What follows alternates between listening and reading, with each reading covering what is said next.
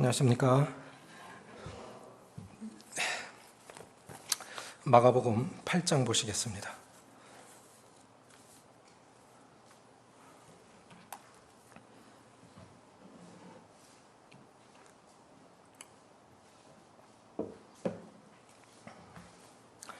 마가복음 8장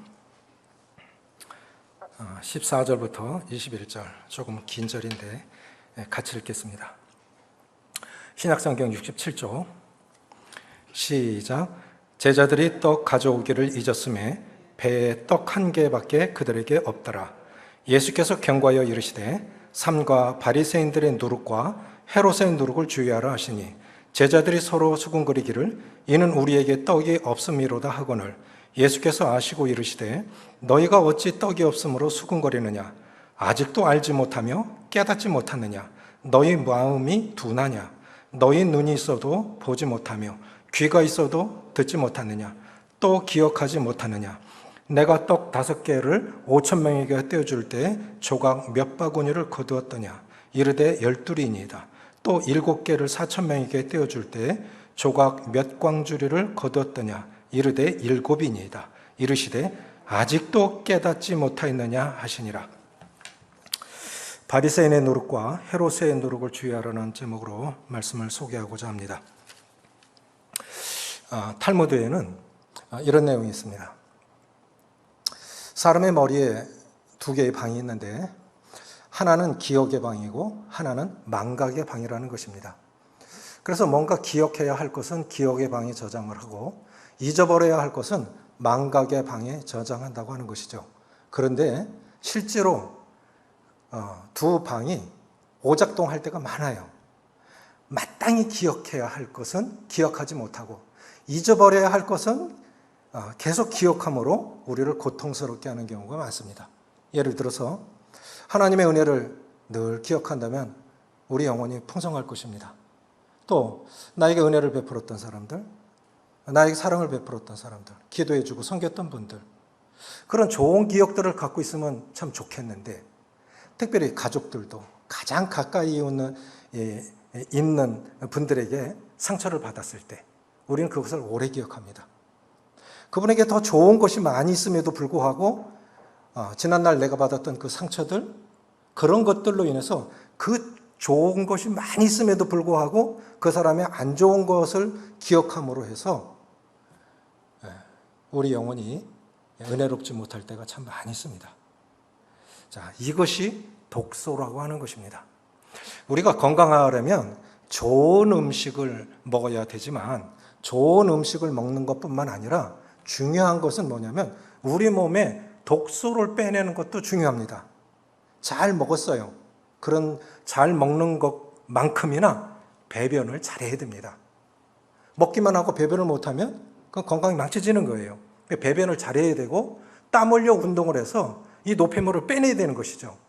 그래서 주님께서 이 제자들에게 바리새인의 누룩과 이 헤롯의 누룩을 주의하라고 하신 건 뭐냐면 이 독소를 빼내라는 것이죠. 쉽게 말하면 우리 속에 있는 이 독소를 빼내야, 바리새인의 누룩을 빼내야 진정한 그리스도인다운 모습이 나타날 것이고, 헤롯의 누룩을 빼내야 우리 속에서 그리스도의 능력이 나타날 것이라는, 쉽게 말하면 이 2가지 원리예요.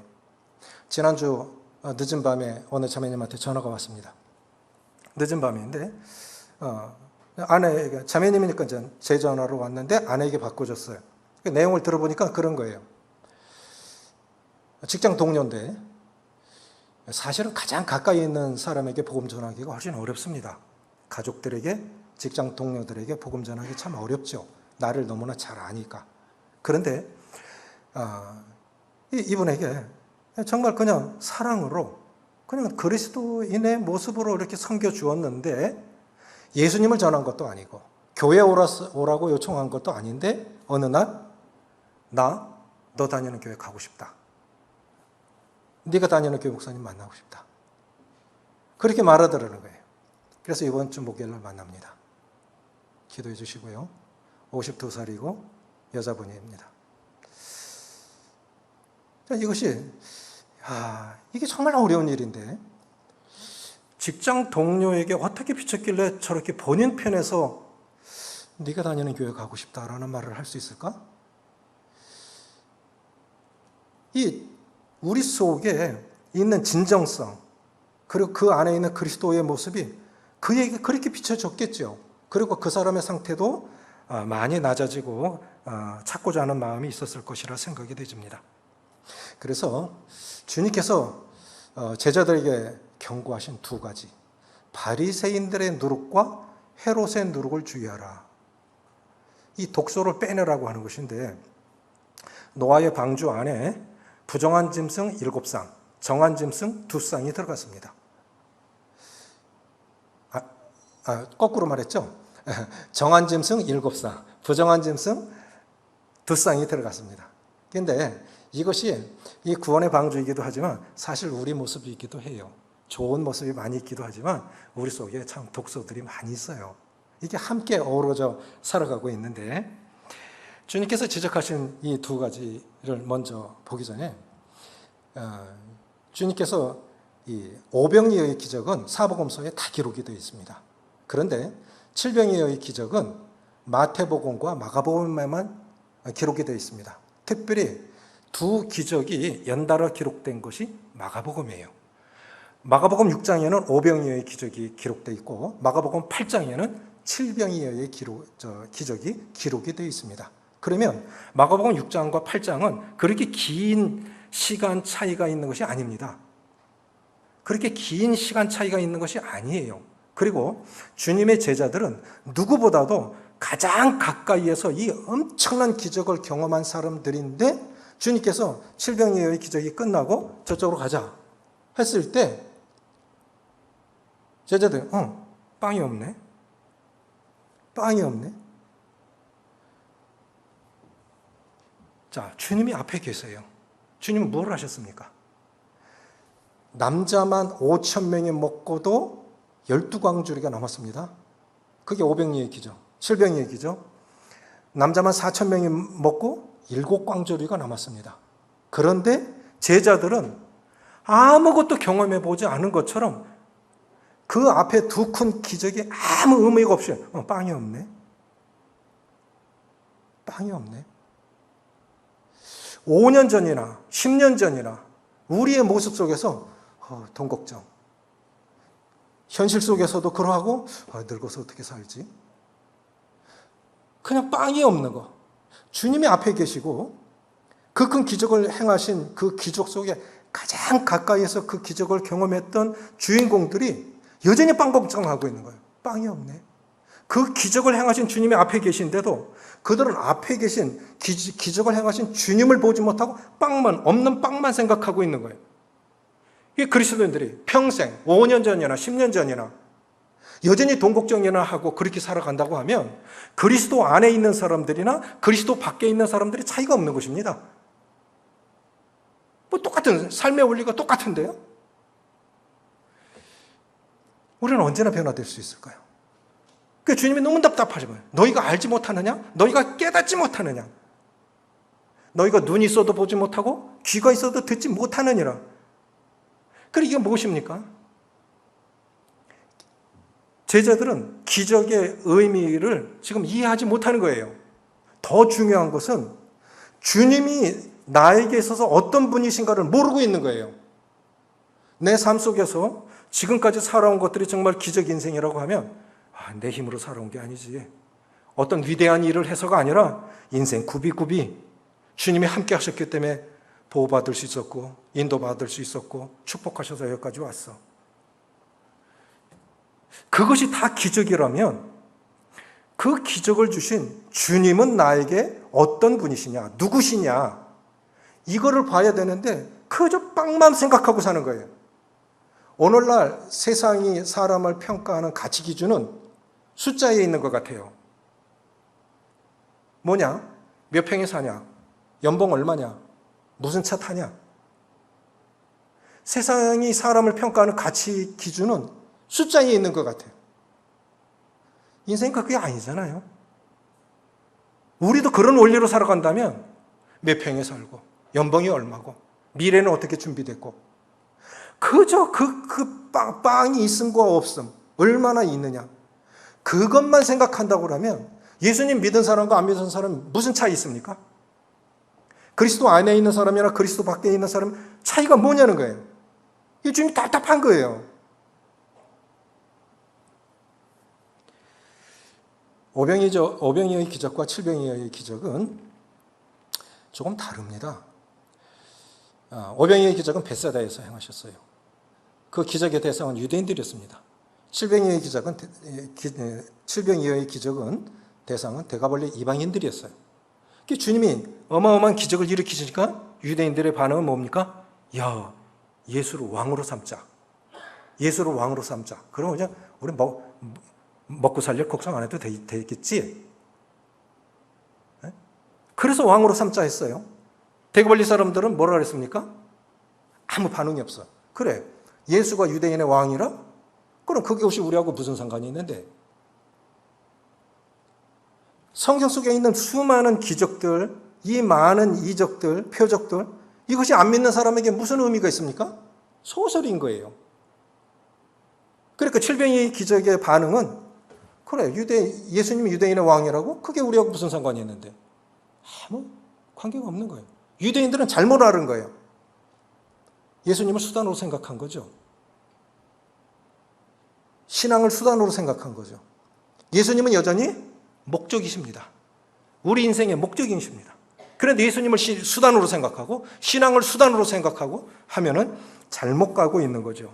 자, 주님의 경고 먼저는 바리새인의 누룩입니다. 2번씩이나 이렇게 큰 기적을 경험하고도 주님은 그럼 그 기적의 의미는 뭐냐? 더 중요한 그 기적을 주신 주님은 나에게 어떤 분이시냐? 누구시냐? 이게 중요한 것인데 온데간데 없어요. 정작 보아야 할 앞에 계신 주님은 안 보이고 빵만 보이는 거예요. 어쩌면 우리가 그렇게 살아갈 수가 있습니다. 빵만 보여. 내 자녀들을 어떻게 후원해야 되지? 시집장가 갈 때 뭘 줘야 되지? 늙어서는 날 어떻게 준비해야 되지? 지금까지 우리가 살아온 것이 내 힘으로 되어진 게 아니잖아요. 주님이 여기까지 인도하셨고 함께 하셨잖아요. 그럼 앞으로도 그렇게 인도하실 거 아닙니까? 여기까지 인도하신 에베네셀의 하나님, 지금도 함께 하시는 임마누엘의 하나님, 그럼 영원까지 인도하실 그런 여호와 이레의 하나님도 믿을 수 있어야 되는데 여전히 우리는 빵밖에 안 보이는 거예요. 그러니까 그리스도의 능력이 나타나지 않는 것입니다. 주님이 우리의 진정한 능력이신 것, 내 인생의 진정한 목적이신 것이 그것이 이해가 되지 않으니까 능력이 나타나지 않는 거예요. 또 바리새인의 누룩, 이건 뭐냐면은 신앙을 내면화하지 못한 것입니다. 바리새인들의 외식주의, 또 헤롯의 이 물질주의, 이거 두 가지를 경고하셨어요. 우리가 빼내야 할 독소가 뭐냐면 외식주의. 그 외식주의라는 건 위선, 독선, 쉽게 말해서 가면을 쓰다, 연극을 하다, 이런 뜻입니다. 신앙생활에 주님이 나타나지 못하는 것은 우리가 가면을 쓰고 살아요. 연극을 하듯 산다고요. 마태복음 23장에 보면 주님이 바리새인들을 7번이나 저주하셨어요. 진짜 무서운 말씀이에요. 화 있을진저 바리새인과 서기관들이요. 화 있을진저, 복을 명하신 것이 아니라 화를 명하신 것인데 이것이 저주예요. 굉장히 무서운 거예요. 회칠한 무덤이에요. 우리가 이제 성경을 해석할 때 다양한 방법이 있죠. 이스라엘의 문화를 이해할 필요가 있습니다. 유대인들은, 특별히 바리새인들은, 분리주의자라는 뜻을 가진 이 바리새인들은 얼마나 그들의 거룩에 대한 열정은 우리가 본받아야 돼요. 정말 그들은 거룩하게 살기를 원했어요. 그 신앙을 내면화시키지 못하고 위선으로 빠져서, 독선으로 빠져서 잘못된 거지, 그 열정은 본받아야 됩니다. 어떻게 했느냐면 시체는 부정하니까 혹 실수로라도 거기는 이렇게 관을 그냥 노출시켜놨어요. 예루살렘 앞에 보면 감람산이 있는데 어마어마한 석관들이 쌓여 있습니다. 재림 때 빨리 승천하려고 그랬는지는 몰라도, 그런데 사람이 죽으면 관을 이렇게 덮잖아요. 그럼 석관을 하면 그 위에 혹 실수로라도 될까봐 그럼 부정해지지 않습니까? 시체는 부정한 거니까 실수로라도 되면 부정해지니까 여기 시체 있다고 확실하게 자세하게 보라고 하얀 횟가루를 칠한 거예요. 그 부정 타지 말라고 칠한 거예요. 그럼 때가 묻으면 비 오고 뭐하고 때가 묻으면 또 누래지잖아요. 그러니까 또다시 칠하는 거예요. 그만큼 그들이 거룩을 지키려고 노력을 했어요. 굉장한 사람들이죠. 그런데 그 안에는 뭐가 있습니까? 썩어 냄새나는 시체가 들어있다고요. 그러니까 바리새인들이 그렇다는 거예요. 바깥에는 거룩하게 살려고 외관으로는 굉장히 거룩하게 살려고 애쓰고 있는데 속은 썩은 거예요. 가면을 쓰고 사는 거예요. 이게 주님이 지적하신 거예요. 왜 주님께서 바리새인들을 이렇게 저주하셨을까요? 두 가지입니다. 하나는 뭐냐면 이것은 주님이 사셨던 삶의 원리와 대치되는 거예요. 주님이 사셨던 삶의 원리와 완전 반대되는 거예요. 내가 닮고 싶은 예수라는 조이 도슨의 책 속에 그 주보에 나와 있는 내용들을 발췌해서 옮겨놨습니다. 이런 내용들입니다. 말씀은 율법을 가리켜요. 그런데 자기는 그렇게 안 살아가. 자기는 그렇게 안 살아가. 또 자신도 못 들어가면서 남들도 천국 못 들어가게 하고요. 자신은 의롭다고 생각하니까 남은 의롭지 못해. 자, 누가복음 18장에 그런 내용 잘 기억하시죠? 바리새인은 하나님 나는 일주일에 3번씩 하루에 3번씩 기도하고 금식하고 불의 토세 간음하는 자들과 같지 않고 이 세리와도 같지 아니함을 감사하나이다. 왜 그럴까요? 세리는 아무 말도 안 했어요. 바리새인들에 대해서 아무 말도 안 했어요. 그런데 자기가 스스로 다 평가하고 있는 거예요. 주변 사람들을. 자신이 의롭다고 생각하니까 주변 사람들 자신이 의롭다고 생각하니까 다른 사람은 자기보다 못해. 이게 얼마나 큰 교만인지 아십니까? 어느 분이 이런 말씀하셨어요. 자신을 아는 지식은 하나님을 아는 지식과 비례한다. 아멘이십니까? 하나님을 모르니까 자기를 모르는 거예요. 자, 바리새인은 세리를 받고, 근데 실제적으로 세리는 누가 봐도 죄인이죠. 세리와 창기를 죄인으로 취급했으니까 그건 맞아요. 그런데 하나님 앞에서도 그럴까요?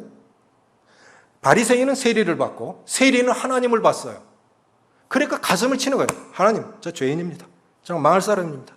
하나님 긍휼이 없으면 전 망할 사람입니다. 그런데 하나님의 평가는 이 세리가 이 사람이 저 사람보다 바리새인보다 의롭다 함을 받고 내려갔느니라. 우린 때때로 그래요. 때때로 내가 낫다고 생각하니까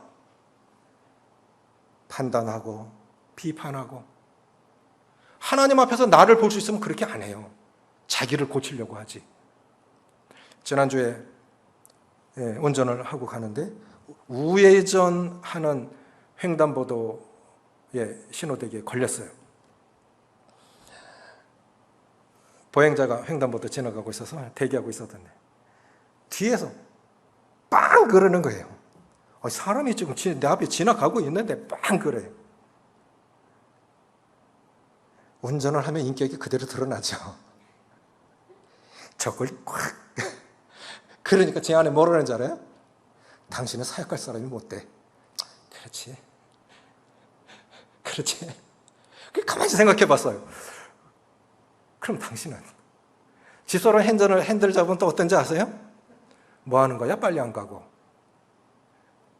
자, 조수석에 타고 있으면 재판관이 돼요. 조수석에 타고 있으면 운전자가 다 드러납니다. 성격 드러나고 다 드러나요. 근데 핸들만 잡으면 죄인이 되는 거예요. 우리 실수 참 많이 하죠? 조수석에 앉아봐야 돼요. 조수석에 앉아봐야 운전하는 사람이 보여요. 운전하는 사람 자기가 뭐 잘못하고 있는 거 잘 몰라요. 잘 몰라요. 이 바리새인들이 이렇게 살아갔다는 거예요. 자신을 의롭다고 생각하고 남을 멸시한 거예요. 말씀보다는 전통을 우선시 여겼고요. 그래서 손 씻지 않으면 음식 먹지 않았습니다. 경건을 빙자해서 남들에게 인정받고 존중받기를 원했어요. 자, 이런 것들 잔치의 상석과 시장에서 문안받는 것을 좋아했습니다. 자, 우리 마음에도 인정받고 싶고 존중받고 싶은 마음이 있죠. 그렇죠? 높은 자리 차지하고 싶죠. 이것이 왜 주님의 삶의 원리하고 다릅니까? 주님은 자신을 비우시고 낮추시고 죽기까지 복종하사. 주님의 삶하고 완전 대치되는 거예요. 바리새인의 삶은. 그리고 우리 속에 자, 내가 선행을 했어요. 안 알아주면 어때? 안 알아주면 어때? 진짜 우리 삶이 이것이 내면화된다면 안 알려야 돼요. 몰라야 돼요. 주님의 보상을 더 크게 여겨야 된다고요. 우리 그렇지 않아요. 때로는 내가 더 높임을 받아야 돼요. 내가 더 인정받아야 돼. 또 나는 못해도 남이 하는 건 싫어. 이런 거 참 교만한 거예요. 이거 주님이 참 미워하시는 거예요. 바리새인들이 그렇게 살아갔다는 거예요. 더 중요한 건 뭐냐면 마태복음 23장에 주님이 바리새인과 서기관들을 7번 저주하셨는데 그중에 가장 중요한 게 뭐냐면 바리새인들이 11조를 드려요. 바리새인들의 열정 본받으라 했죠. 어느 정도인지 아십니까? 텃밭에 채소에 11조까지 드렸어요. 저 앞에 제가 파도 심고 고추도 심고 가지도 심었어요. 부추도 심었어요. 저거 얼마 되겠습니까? 그 가지에 11조, 고추에 11조, 텃밭에 채소에 11조까지 빠짐없이 드렸다는 거니요. 그런데 뭘 잘못해서 주님이 이렇게 혹독하게 저주하셨을까요? 율법보다는 율법 정신을 버린 거예요. 율법 정신을 버린 거예요. 성경을 안다고 성경 속에 담겨있는 진정한 정신을 잃어버리면 어떻게 되는지 아십니까? 교회는 병원이 아니고 법원이 되고 맙니다. 굉장히 위험한 거예요. 그 사람이 왜 그렇게 살아가냐? 율법보다는 율법 정신을 잃어버린 거예요. 그래서 하루살이는 걸러내고 약대는 삼키는도다. 이 바리새인들의 삶을 보면 얼마나 열정이 있느냐면 하루살이, 이 부정한 하루살이를 삼킬까 봐 차를 마실 때 여기다 망을 씌우고 따라서 하루살이 안 들어가길래 이렇게 해서 그렇게 해서 마셨다는 거예요. 그래, 말씀은 그렇게 하면서 실제 속에 들어가 있는 11조의 정신이 무엇입니까? 너희가 11조를 드릴 때 더 중한 바, 그 11조 속에 담겨있는 11조 정신은 잃어버리고 이렇게 했다. 그러니까 자랑이 되는 거 아닙니까? 의와 인과 신은 버렸도다. 의롭게 11조 하는 것보다 더 중요한 건 의롭게 사는 거예요. 사람을 사랑하는 거예요. 의와 인과 신은 버렸도다. 주님을 신실하게 섬겨가는 것. 11조보다는 11조 정신이 더 중요한 것이죠. 그런데 오늘날 교회가 비난받는 이유가 무엇이겠습니까? 하나님 안 믿는 사람들이 안티 기독교인들이 많이 생겨나고 교회가 이렇게 비난받는 이유 중에는 우리가 회개할 부분들이 참 많다고 생각해요. 안 믿는 사람들에게 그렇게 보이는 거예요. 교회는 위선자들이야. 독선자들이야. 위선, 독선, 바리새인 누룩 같은 그런 것들이 안 믿는 사람들에게 보이니까 교회 싫어. 교회 가지 마. 심지어 사돈까지도 가지 말라 그래. 며느리한테. 오늘날 교회가 보인 것이 뭐냐는 거죠. 이것이 그들만의 잘못일까요? 우리 속에서 빠져나와야 할 독소가 무엇입니까? 이런 위선, 가면을 쓰고 연기하듯 신앙을 내면화하지 않았기 때문에 그들에게 그렇게 보인 거예요. 이 독소가 빠져나가기를 바라고요. 구원받았다고 하는 것은 신앙생활의 끝이 아니라 시작에 불과합니다. 그래서 내 신앙이 증명되는 순간이 예배 속에서도 중요한 것이지만 내 신앙이 증명되는 순간은 예배드리고 교회 밖으로 나가면서부터예요. 그때부터가 진정한 예배입니다. 안 믿는 사람들에게, 직장 동료들에게 보여줘야 할 삶의 모습이 그거라고 생각이 되집니다. 두 번째, 사두개인들의 누룩인데요. 첫 번째, 신앙이 성장하지 못하는 이유가 이 독소, 바리새인들의 위선, 외식, 독선이라 하면 헤롯, 어느 말씀에는 사두개인들의 누룩을 주의하라. 어떤 성경에는 헤롯의 누룩을 주의하라. 사두개인들이 제사장 출신들입니다. 제사장들은 주로 사두개인 출신들입니다. 그런데 이들은 뭐 했습니까? 성전에서 장사했죠.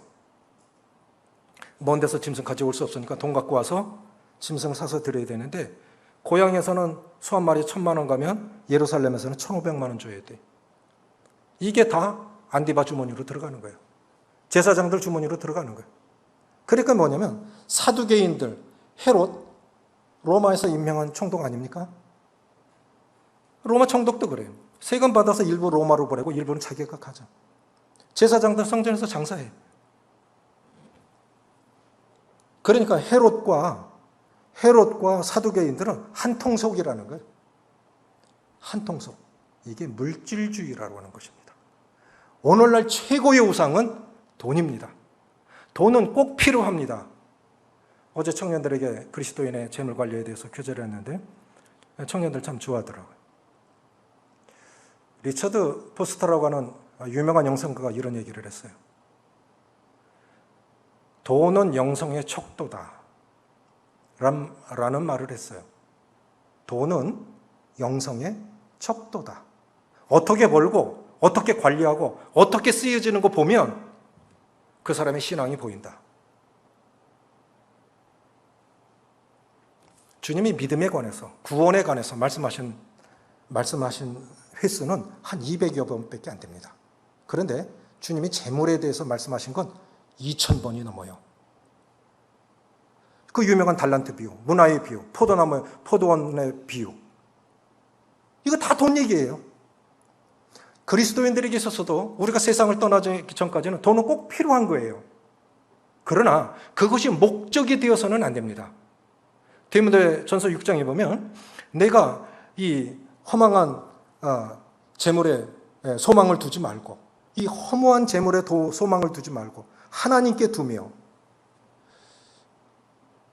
돈을 소망으로 삼고 살면 불행해집니다. 주님이 주시는 물질이 목적이 아니고 주님이 목적이어야 되지, 물질을 소망으로 살으면 불행해집니다. 해밍웨이, 노인과 받아 지은 그 해밍웨이가 노벨 문학상을 받았어요. 근데 마지막에 권총으로 자살했어요. 명성을 얻었어요? 돈을 얻었어요? 인기를 얻었어요? 세상에서 누릴 수 있는 거 다 가졌어요. 하나님이 없어요? 자살했어요. 돈 이 세상 살아가면서 필요해요. 그런데 그것은 돈은 우선순위의 문제입니다.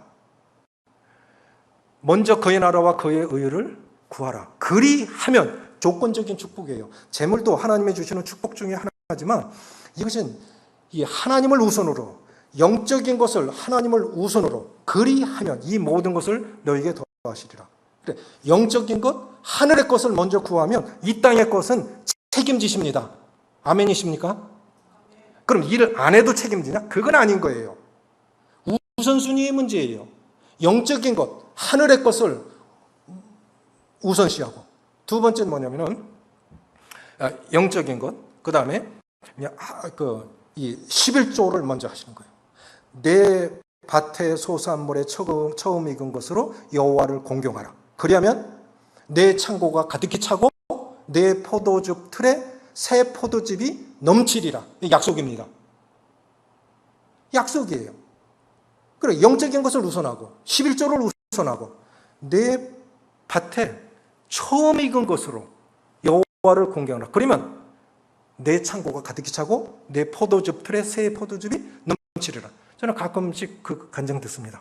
너무 어려워서 11조 못했는데 11조 하면서부터 주님이 축복하시더라.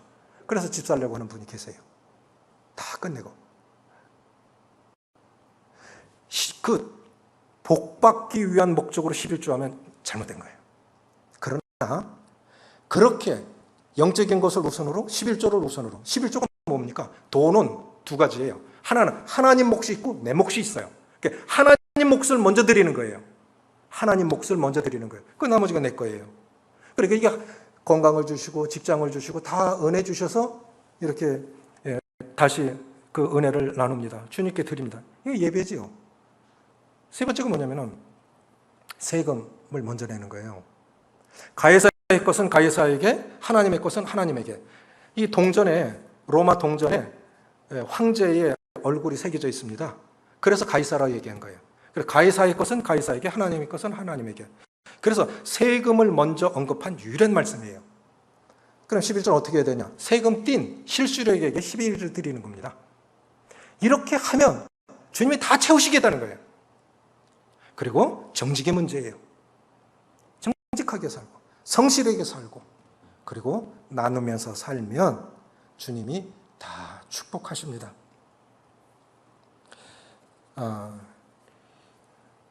나를 위해서 쓰던 물질들이 하나님의 나라와 이웃들을 위해서 쓰여질 수 있느냐가 내 신앙의 척도가 됩니다. 저는 소박한 꿈이 있어요. 그건 뭐냐면 성도들 밥 한 끼 사줄 수 있으면 좋겠습니다. 여유 없으면 그것도 못해요. 그것도 못해. 사역할 때 초기에 연료탱크에 빨간불 들어왔는데 돈이 없어. 저는 만 원이 있어도, 제 값에 만 원이 있어도 그거 집사람 줘요. 그럼 저는 빈지갑 갖고 다니는데 불이 꺼진 거예요. 신방 가자고 어느 자매님이 하셔요. 난감하지요. 안 가자 그러면 내 형편이 탄로날 것 같고, 가자고 그러면 차가 서버릴 것 같고. 지금은 좋은 차들이 신호 대기할 때 엔진이 꺼지잖아요. 저는 벌써 28년 전에 그걸 했어요.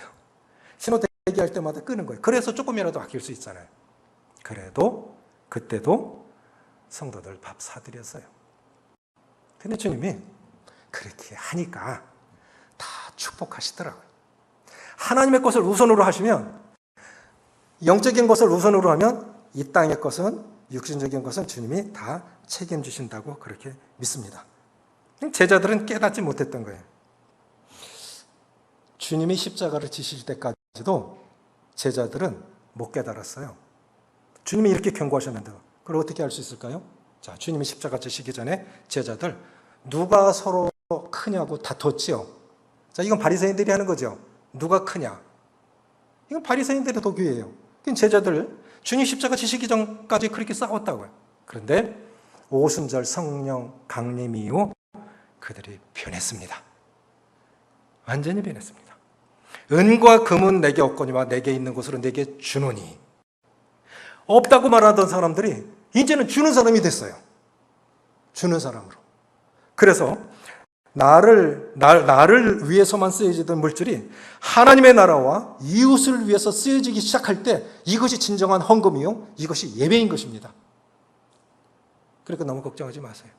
주님 앞에 우리 삶을 드리면 주님이 축복하실 것입니다. 빵만 바라보던 우리의 시선이 주님을 바라보셨으면, 그러한 시선으로 바뀌었으면 좋겠습니다. 바리새인들이 이렇게 주님께 물었습니다. 표적을 보여주십시오. 그럼 주님이 거기서 빵 하고 기적을 일으키셔야 되잖아요. 그런데 주님이 이를 말씀하셨어요. 요나의 표적밖에 보일 게 없다. 요나의 표적. 요나의 표적은 무엇입니까? 요나가 밤낮 사흘 동안 물고기 뱃속에 있었던 것과 같이 내가 무덤 속에 3일 있을 것이다. 그래서 주님이 죽으시고 부활하실 걸 말씀하셨잖아요. 표적 보여달라고 그러니까 주님이 요나의 표적을 말씀하셨어요. 어떻게 보면 동문서답이에요. 그런데 이것이 구원의 완전한 모형 아닙니까? 그런데 더 중요한 것이 있습니다. 주님이 우리의 구원이시면서 오늘의 구원이시고 오늘의 능력이 되시려면 부활하신 주님이 여전히 내 주님이셔야 돼요. 부활하신 주님이 여전히 내 주님이시면 우리 삶은 이 바리새인들의 독소는 다 빠져나갈 것이고, 그래서 내가 닮고 싶은 예수의 모습이 우리 모습 속에서 비로소 나올 것입니다. 부활하신 주님이 내 삶의 능력일 것 같으면 돈 하고 안 따라다닐 거예요. 통장 잔고 확인 안 할 거예요. 전 이 삶도 저 삶도 다 경험해봤어요. 사도 바울이 내가 가난에 처할 줄도 알고 부에 처할 줄도 알고 있지만 차이가 어마어마하게 큽니다. 바울은 굶어봤어요. 배불러도 봤습니다. 우리 삶 속에 어떤 형편에 처하든 자족할 줄 알고, 있으면 있는 대로, 없으면 없는 대로, 그 가운데서 주님이 내 삶의 주인으로서 여전히 부활하신 주님이 내 삶의 능력이시다 할 때 세상 걱정, 물질의 염려, 내일의 걱정, 염려에서 해방될 수 있으리라고 믿습니다. 염려하면 마음이 나뉩니다. 걱정하고 염려하고 근심하면 마음이 나뉩니다. 능력을 잃습니다. 부활하신 주님이 여전히 우리의 능력이시고 소망이십니다. 아멘이십니까? 아멘. 기도하시겠습니다. 믿음의 주여, 또 온전하게 하시는 이 예수를 바라보자. 믿음의 시작점이요 완성자이신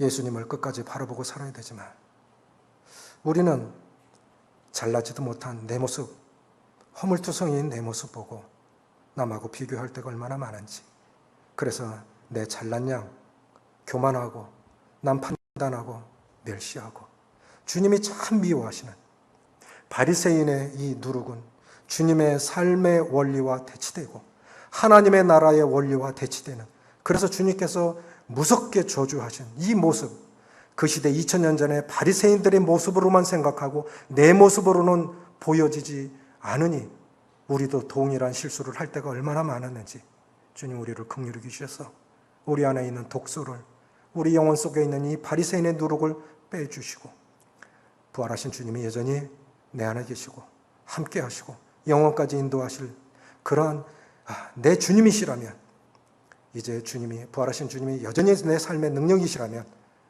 그 능력의 삶이 밖으로 나올 수 있어서 나만을 위해서 쓰던 물질들이 주님과 이웃을 위해서 드려지는, 그래서 내 삶의 증거가 되는 그러한 삶으로 이웃들을 이롭게 하고 하나님의 영광을 드러내고 주님을 증거하는 삶으로 바뀔 수 있도록 도와주시옵소서. 우리 주 예수님의 이름으로 감사하며 기도합나이다. 아멘.